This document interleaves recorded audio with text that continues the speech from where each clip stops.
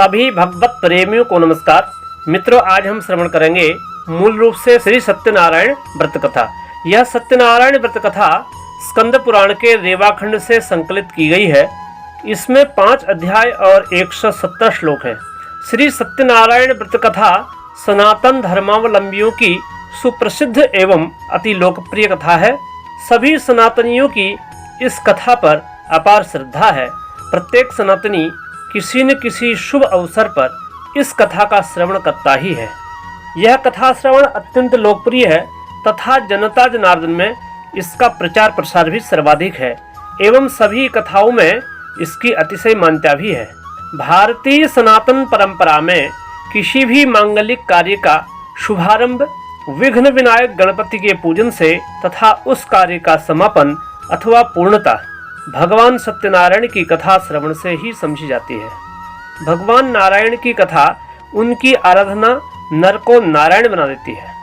उपनिषद का वाक्य सत्यमेव जयते नानृतम, अर्थात सत्य की ही जय होती है, असत्य की नहीं, इस कथा का मूल संदेश है। वस्तुतः भगवान की लीला कथा सच्चिदानंद स्वरूप ही है। विशेष रूप से इस कथा के माध्यम से यह समझना चाहिए कि मूल सत्य तत्व परमात्मा का ही इसमें निरूपण किया गया है, जिसके लिए गीता अध्याय 2 श्लोक 16 में नासतो विद्यते भावो ना भावो विद्यते सतः आदि शब्दों से यह स्पष्ट किया गया है कि इस मायामय दुखद संसार की वास्तविक सत्ता ही नहीं है।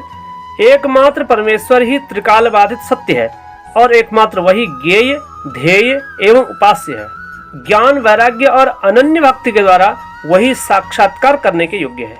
श्रीमद् भागवत महापुराण के 10वें स्कंद अध्याय 2 श्लोक 26 में भी भगवान शंकर, ब्रह्मा जी तथा नारद सहित समस्त देवताओं ने सुमधुर वचनों से सबकी अभिलाषा पूर्ण करने वाले श्री हरि की इस प्रकार स्तुति की है। सत्यव्रतम सत्यपरम त्रिसत्यम सत्यस्य योनिम निहितम च सत्ये सत्यस्य सत्यामृत सत्यनेत्रम सत्यात्मकम त्वाम शरणम प्रपन्नाः। अर्थात, हे प्रभो, आप सत्य संकल्प हैं, सत्य ही आपकी प्राप्ति का श्रेष्ठ साधन है। सृष्टि के पूर्व, प्रलय के पश्चात और संसार की स्थिति के समय इन असत्य अवस्थाओं में भी आप सत्य हैं। पृथ्वी, जल, तेज, वायु और आकाश, इन 5 दृश्यमान सत्यों के आप ही कारण हैं और इनमें अंतर्यामी रूप से विराजमान भी हैं। आप इस दृश्यमान जगत के परमार्थ स्वरूप हैं।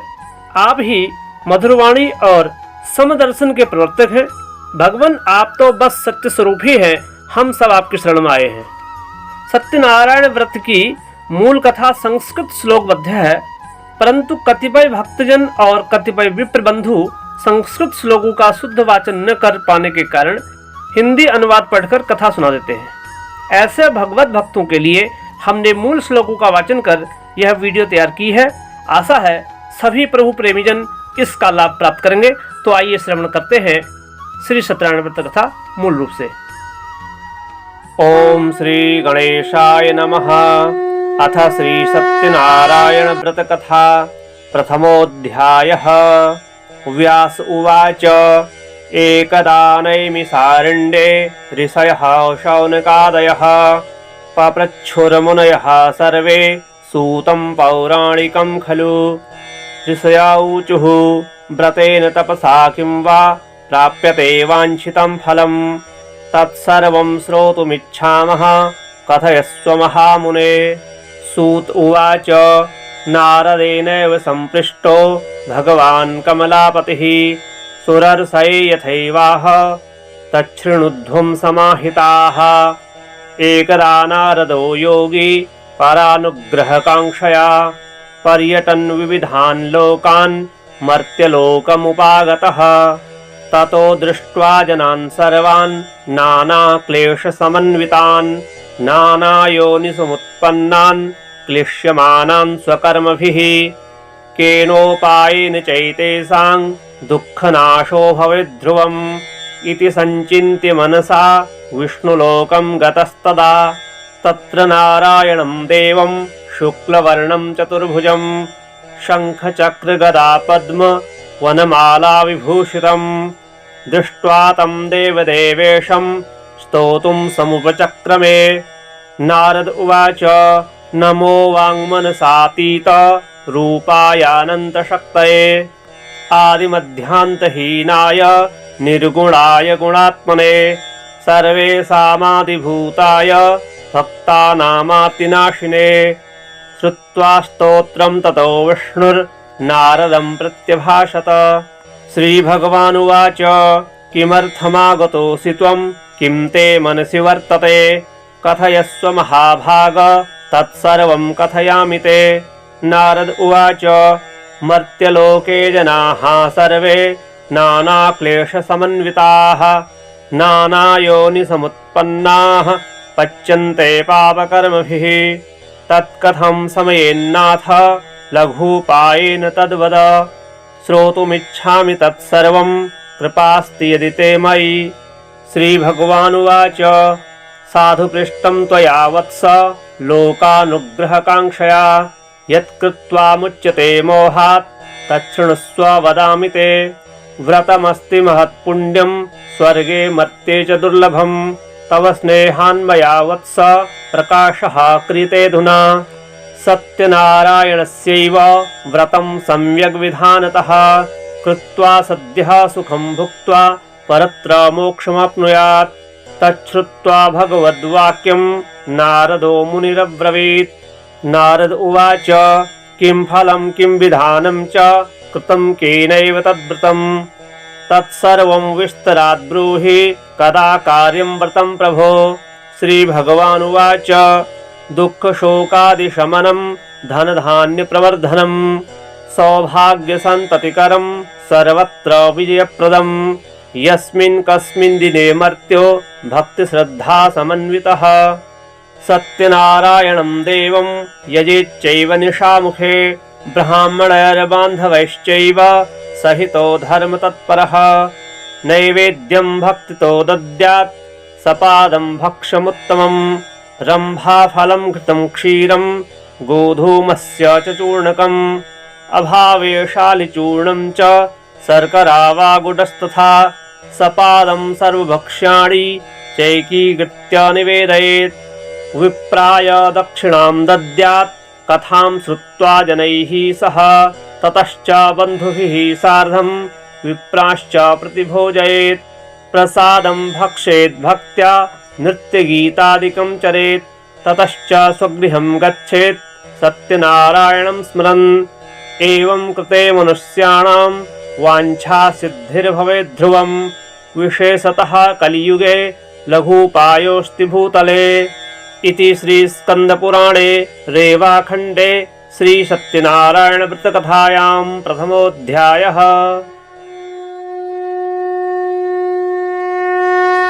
ॐ श्रीगणेशाय नमः।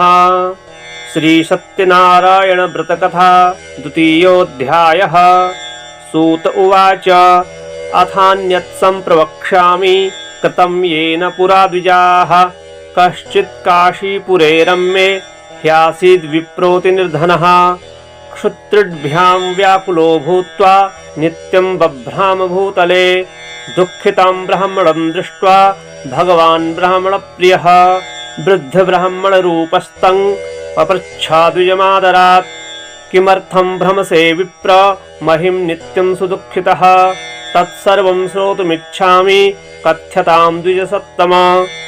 ब्राह्मण उवाच ब्राह्मणोऽति दरिद्रोऽहं भिक्षार्थं वै भ्रमे महीम् उपायं यदि जानासि कृपया कथया प्रभो।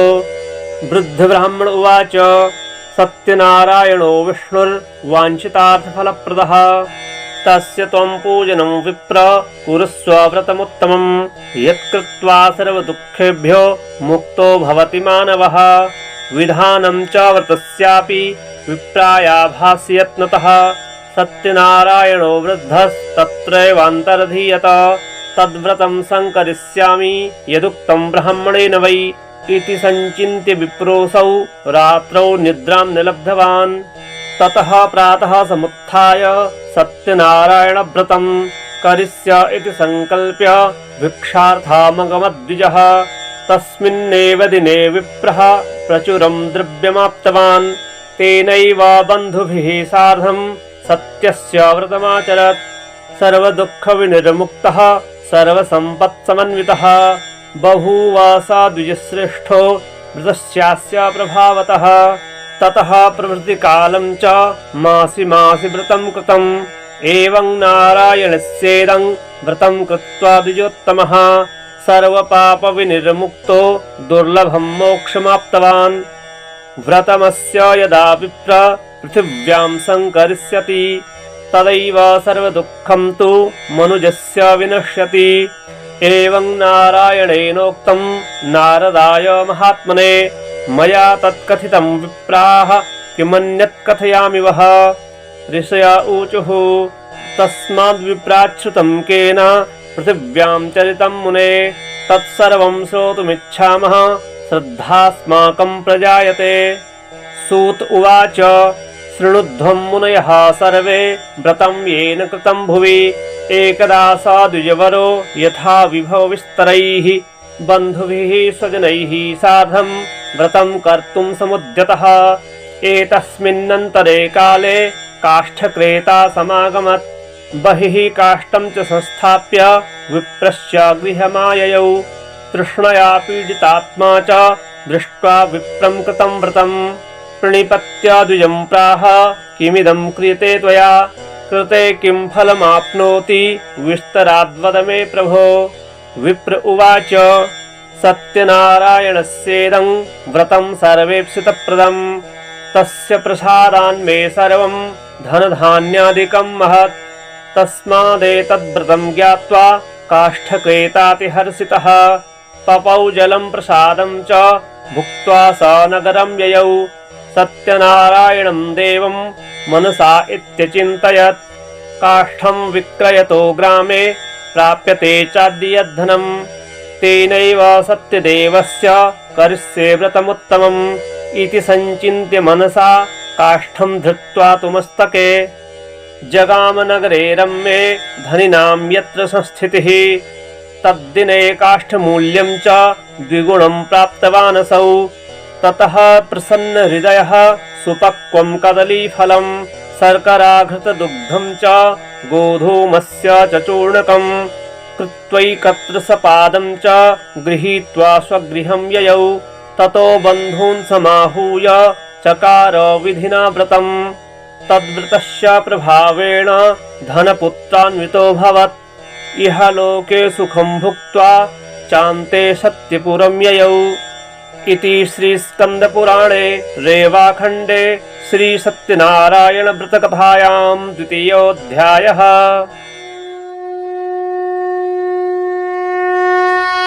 ॐ श्रीगणेशाय नमः। श्रीसत्यनारायणव्रतकथा तृतीयोऽध्यायः। सूत उवाच पुनरग्रे प्रवक्ष्यामि शृणुध्वं मुनिसत्तमाः पुरा चोल्कामुखो नाम नृपश्चासीन्महामतिः जितेन्द्रियः सत्यवादी ययौ देवालयं प्रति दिने दिने धनं दत्त्वा द्विजान् सन्तोषयत्सुधीः भार्या तस्य प्रमुग्धा च सरोजवदना सती भद्रशीला नदीतीरे सत्यस्य व्रतमाचरत् एतस्मिन्नन्तरे तत्र साधुरेकः समागतः वाणिज्यार्थं बहुधनैरनेकैः परिपूरितः नावं संस्थाप्य तत्तीरे जगामानृपतिं प्रति दृष्ट्वा स व्रतिनं भूपं पप्रच्छ विनयान्वितः साधुरुवाच किमिदं कुरुषे राजन् भक्तियुक्तेन चेतसा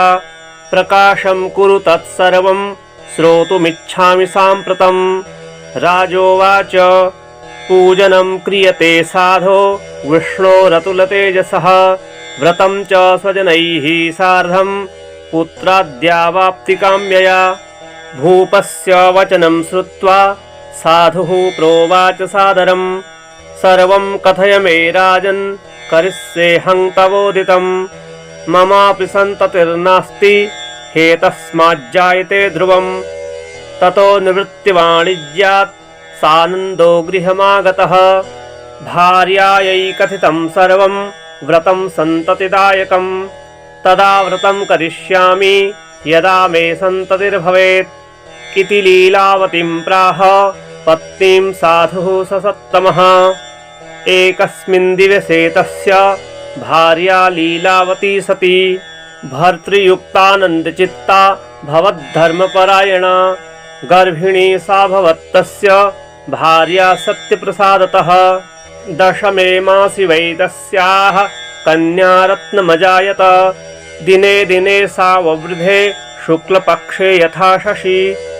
नाम्ना कलावती चेति तन्नामकरणं कृतं। ततो लीलावती प्राह स्वामिनं मधुरं वचः। न करोसि किमर्थं वै पुरा संकल्पितं व्रतम्। साधुरुवाच विवाहसमये त्वस्याः करिष्यामि व्रतं प्रिये। इति भार्यां समाश्वास्य जगामा नगरं प्रति। ततः कलावती कन्या ववृधे पितृवेश्मनि। दृष्ट्वा कन्यां ततः साधुर्नगरे सखिभिः सह मन्त्रयित्वा धृतं दूतं प्रेषयामास धर्मवित्। विवाहार्थं च कन्याया वरं श्रेष्ठं विचारय। तेनाज्ञप्तश्च दूतोऽसौ काञ्चनं नगरं ययौ।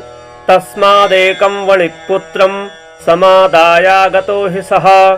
दृष्ट्वा तु सुन्दरं बालं वणिक्पुत्रं गुणान्वितं। ज्ञातिभिर्बन्धुभिः सार्धं परितुष्टेन चेतसा दत्तवान् साधुपुत्राय कन्यां विधिविधानतः। ततो भाग्यवशात्तेन विस्मृतं व्रतमुत्तमम्। विवाहसमये तस्यास्तेन रुष्टो भवत्प्रभुः। ततः कालेन नियतो निजकर्मविशारदः। वाणिज्यार्थं ततः शीघ्रं जामातृसहितो वणिक् रत्नसारपुरे रम्ये गत्वा सिन्धुसमीपतः वाणिज्यमकरोत्साधुर्जामात्रा श्रीमता सह। तौ गतौ नगरे रम्ये चन्द्रकेतोर्नृपस्य च। एतस्मिन्नेव काले तु सत्यनारायणः प्रभुः भ्रष्टप्रतिज्ञमालोक्य शापं तस्मै प्रदत्तवान्। दारुणं कठिनं चास्य महद्दुःखं भविष्यति। एकस्मिन् दिवसे राज्ञो धनमादाय तस्करः तत्रैव चागतश्चौरो वणिजौ यत्र स्थितौ। तत्पश्चाद्धावकान् दूतान् दृष्ट्वा भीतेन चेतसा धनं संस्थाप्य तत्रैव स तु शीघ्रमलक्षितः। ततो दूताः समायाता यत्रास्ते सज्जनो वणिक्। दृष्ट्वा नृपधनं तत्र बद्ध्वा नीतौ वणिक्सुतौ। हर्षेणाधावमानाश्च प्रोचुर्नृपसमीपतः। तस्करौ द्वौ समानीतौ विलोक्याज्ञापय प्रभो। राज्ञाज्ञप्तास्ततः शीघ्रं दृढं बद्ध्वा तु तावुभौ। स्थापितौ द्वौ महादुर्गे कारागारे विचारतः। मायया सत्यदेवस्य न श्रुतं कैस्तयोर्वचः। अतस्तयोर्धनं राज्ञा गृहीतं चन्द्रकेतुना। तच्छापाच्च तयोर्गेहे भार्या चैवातिदुःखिता। चौरेणापहृतं सर्वं गृहे यच्च स्थितं धनम्। आधिव्याधिसमायुक्ता क्षुत्पिपासातिदुःखिता। अन्नचिन्ता परा भूत्वा बभ्रामा च गृहे गृहे। कलावती तु कन्यापि बभ्रामा प्रतिवासरम्। एकस्मिन् दिवसे याता क्षुधार्ता द्विजमन्दिरम्। गत्वा पश्यद्व्रतं तत्र सत्यनारायणस्य च। उपविश्य कथां श्रुत्वा वरं प्रार्थितवत्यपि। प्रसादभक्षणं कृत्वा ययौ रात्रौ गृहं प्रति। माता कलावतीं कन्यां कथयामास प्रेमतः। पुत्री रात्रौ स्थिता कुत्र किं ते मनसि वर्तते। कन्या कलावती प्राह मातरं प्रति सत्वरम्। द्विजालये व्रतं मातर्दृष्टं वाञ्छितसिद्धिदम्। तच्छ्रुत्वा कन्यका वाक्यं व्रतं कर्तुं समुद्यता। सा मुदा तु वणिग्भार्या सत्यनारायणस्य च। व्रतं चक्रे सैव साध्वी बन्धुभिः स्वजनैः सह। भर्तृजामातरौ क्षिप्रा मा गच्छेतां स्वमाश्रमम्। अपराधं च मे भर्तुर्जामातुः क्षन्तुमर्हसि। व्रतेनानेन तुष्टोऽसौ सत्यनारायणः पुनः।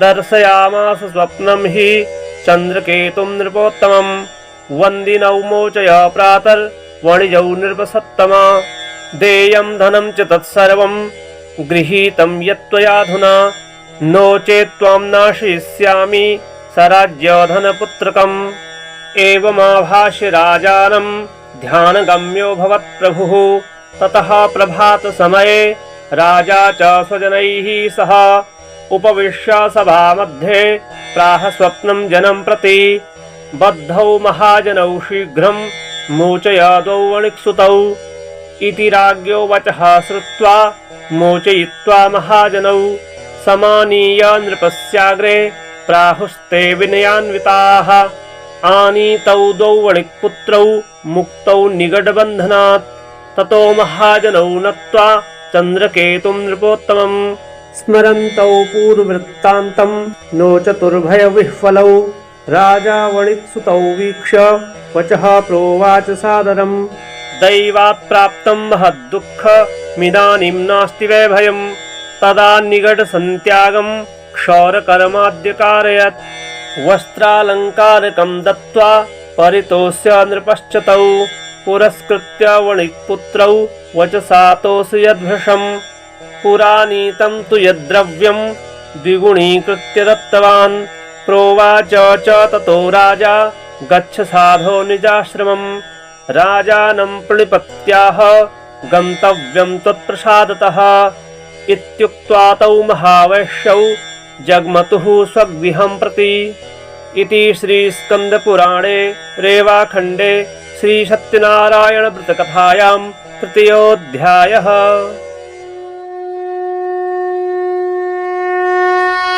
ॐ श्री गणेशाय नमः। श्री सत्यनारायणव्रतकथा चतुर्थोऽध्यायः। सूत उवाच यात्रां तु कृतवान् साधुर्मङ्गलायन पूर्विकां ब्राह्मणेभ्यो धनं दत्त्वा तदा तु नगरं ययौ कियद्दूरे गते साधौ सत्यनारायणः प्रभुः जिज्ञासां कृतवान् साधो किमस्ति तव नौ ततो महाजनौ मत्तौ हेलया च प्रहस्य वै कथं पृच्छसि भो दण्डिन् मुद्रां नेतुं किमिच्छसि लतापत्रादिकं चैव वर्तते तरणौ मम निष्ठुरं च वचः श्रुत्वा सत्यं भवतु ते वचः एवमुक्त्वा गतः शीघ्रं दण्डी तस्य समीपतः कियद्दूरे ततो गत्वा स्थितः सिन्धुसमीपतः गते दण्डिनि साधुश्च कृतनित्यक्रियस्तदा उत्थितां तरणीं दृष्ट्वा विस्मयं परमं ययौ दृष्ट्वा लतादिकं चैव मूर्छितोऽन्यपतद्भुवि लब्धसंज्ञो वणिक्पुत्रस्ततश्चिन्तान्वितोऽभवत् तदा तु दुहितुः कान्तो वचनं चेदमब्रवीत् किमर्थं क्रियते शोकः शापो दत्तश्च दण्डिना शक्यते तेन सर्वं हि कर्तुं चात्र न संशयः अतस्तच्छरणं यामो वाञ्छितार्थो भविष्यति जामातुर्वचनं श्रुत्वा तत्सकाशं गतस्तदा दृष्ट्वा च दण्डिनं भक्त्या नत्वा प्रोवाच सादरम् क्षमस्व चापराधं मे यदुक्तं तव सन्निधौ एवं पुनः पुनर्नत्वा महाशोकाकुलोऽभवत् प्रोवाच वचनं दण्डी विलपन्तं विलोक्य च मारोदीहि शृणु मद्वाक्यं मम पूजा बहिर्मुखः ममाज्ञया च दुर्बुद्धे लब्धं दुःखं मुहुर्मुहुः तच्छ्रुत्वा भगवद्वाक्यं स्तुतिं कर्तुं समुद्यतः साधुरुवाच त्वन्माया मोहिताः सर्वे ब्रह्माद्यास्त्रिदिवौकसः न जानन्ति गुणान् रूपं तवाश्चर्यमिदं प्रभो मूढोऽहं त्वां कथं जाने मोहितस्तव मायया प्रसीद पूजयिष्यामि यथा विभवविस्तरैः पुरा वित्तं च तत्सर्वं त्राहि मां शरणागतं श्रुत्वा भक्तियुतं वाक्यं परितुष्टो जनार्दनः वरं च वाञ्छितं दत्त्वा तत्रैवान्तर्दधे हरिः ततो नावंशमारुह्य दृष्ट्वा वित्तप्रपूरिताम् कृपया सत्यदेवस्य सफलं वाञ्छितं मम इत्युक्त्वा स्वजनैः सार्धं पूजां कृत्वा यथाविधिः हर्षेण चाभवत्पूर्णः सत्यदेव प्रसादतः नावं संयोज्य यत्नेन स्वदेशगमनं कृतं साधुर्जामातरं प्राह पश्य रत्नपुरीं मम दूतं च प्रेषयामास निजवित्तस्य रक्षकं ततोऽसौ नगरं गत्वा साधुभार्यां विलोक्य च प्रोवाच वाञ्छितं वाक्यं नत्वा बद्धाञ्जलिस्तदा निकटे नगरस्यैव जामात्रा सहितो वणिक् आगतो बन्धुवर्गैश्च वित्तैश्च बहुभिर्युतः श्रुत्वा दूतमुखाद् वाक्यं महाहर्षवती सती सत्यपूजां ततः कृत्वा प्रोवाच तनुजां प्रति व्रजामि शीघ्रमागच्छ साधु सन्दर्शनाय च इति मातृवचः श्रुत्वा व्रतं कृत्वा समाप्य च प्रसादं च परित्यज्य गता सापि पतिं प्रति तेन रुष्टः सत्यदेवो भर्तारं तरणीं तथा संहृत्य च धनैः सार्धं जले तस्यावमज्जयत् ततः कलावती कन्या न विलोक्य निजं पतिं शोकेन महता तत्र रुदन्ती चापतद्भुवि दृष्ट्वा तथा विधां नावं कन्यां च बहु दुःखिताम् भीतेन मनसा साधुः किमाश्चर्यमिदं भवेत् चिन्त्यमानाश्च ते सर्वे बभूवुस्तरिवाहकाः ततो लीलावती कन्यां दृष्ट्वा सा विह्वलाभवत् विललापाति दुःखेन भर्तारं चेदमब्रवीत् इदानीं नौकया सार्धं कथं सोऽभूदलक्षितः न जाने कस्य देवस्य हेलया चैव साहृता सत्यदेवस्य माहात्म्यं ज्ञातुं वाकेन शक्यते इत्युक्त्वा विललापैव ततश्च स्वजनैः सह ततो लीलावती कन्यां क्रोडे कृत्वा रुरोधः ततः कलावती कन्या नष्टे स्वामिनि दुःखिता गृहीत्वा पादुके तस्य नुगन्तुं च मनोदधे कन्यायाश्चरितं दृष्ट्वा सभार्यः सज्जनो वणिक् अतिशोकेन सन्तप्तश्चिन्तयामास धर्मवित् ऋतं वा सत्यदेवेन भ्रान्तोऽहं सत्यमायया सत्यपूजां करिष्यामि यथा विभव विस्तरैः इति सर्वान् समाहूय कथयित्वा मनोरथं नत्वा च दण्डवद्भूमौ सत्यदेवं पुनः पुनः ततस्तुष्टः सत्यदेवो दीनानां परिपालकः जगादवचनं चैनं कृपया भक्तवत्सलः त्यक्त्वा प्रसादं ते कन्या पतिं द्रष्टुं समागता अतो दृष्टो भवत्तस्याः कन्यकायाः पतिर्ध्रुवं गृहं गत्वा प्रसादं च भुक्त्वा सा याति चेत् पुनः लब्धभर्तृसुता साधो भविष्यति न संशयः कन्यका तादृशं वाक्यं श्रुत्वा गगनमण्डलात् क्षिप्रं तदा गृहं गत्वा प्रसादं च बुभोजसा पश्चात् सा पुनरागत्य ददर्श स्वजनं पतिं ततः कलावती कन्या जगाद पितरं प्रति इदानीं च गृहं याहि विलम्बं कुरुषे कथं तच्छ्रुत्वा कन्यकावाक्यं सन्तुष्टो भूद्वणिक्सुतः पूजनं सत्यदेवस्य कृत्वा विधिविधानतः धनर्बन्धुगणैः सार्धं जगामा निजमन्दिरं पौर्णमास्यां च सङ्क्रान्तौ कृतवान् सत्यस्य पूजनं इह लोके सुखं भुक्त्वा चान्ते सत्यपुरं ययौ इति श्रीस्कन्दपुराणे रेवाखण्डे श्रीसत्यनारायणव्रतकथायां चतुर्थोऽध्यायः।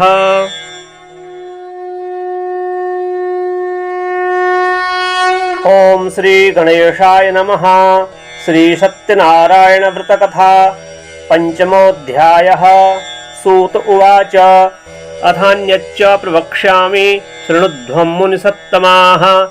आसीत् तुङ्गध्वजो राजा प्रजापालनतत्परः प्रसादं सत्यदेवस्य त्यक्त्वा दुःखमवापसः एकदा स वनं गत्वा हत्वा बहुविधान् पशून् आगत्य वटमूलं च दृष्ट्वा सत्यस्य पूजनं गोपाः कुर्वन्ति सन्तुष्टा भक्तियुक्ताः स बान्धवाः राजा दृष्ट्वा तु दर्पेण न गतो ननाम सः ततो गोपगणाः सर्वे प्रसादं नृपसन्निधौ संस्थाप्य पुनरागत्य भुक्त्वा सर्वे यथेप्सितं ततः प्रसादं सन्त्यज्य राजा दुःखमवापसः तस्य पुत्रशतं नष्टं धनधान्यादिकं च यत् सत्यदेवेन तत्सर्वं नाशितं मम निश्चितम् अतस्तत्रैव गच्छामि यत्र देवस्य पूजनं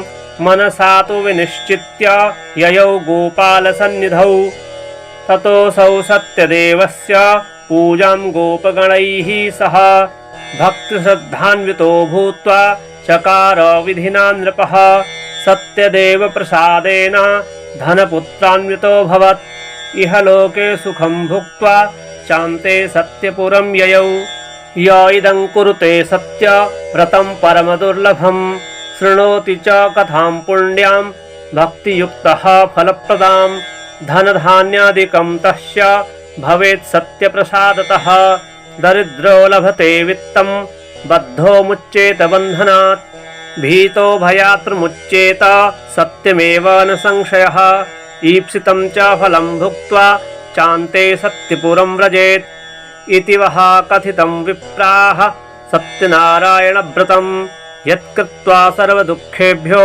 मुक्तो भवति मानवः विशेषतः कलियुगे सत्यपूजा फलप्रदा केचित् कालं वदिष्यन्ति सत्यमीशं तमेव च सत्यनारायणं केचित् सत्यदेवं तथा परे नानारूपधरो भूत्वा सर्वेषामीप्सितप्रदं भविष्यति कलौ सत्य व्रतरूपी सनातनः श्रीविष्णुना धृतं रूपं सर्वेषामीप्सितप्रदं य इदं पठते नित्यं शृणोति मुनिसत्तमाः तस्य नश्यन्ति पापानि सत्यदेव प्रसादतः व्रतं येस्तु कृतं पूर्वं सत्यनारायणस्य च तेषां त्वपरजन्मानि कथयामि मुनीश्वराः शतानन्दो महाप्राज्ञः सुदामा ब्राह्मणो ह्यभूत् तस्मिन् जन्मनि श्रीकृष्णं ध्यात्वा मोक्षमवापः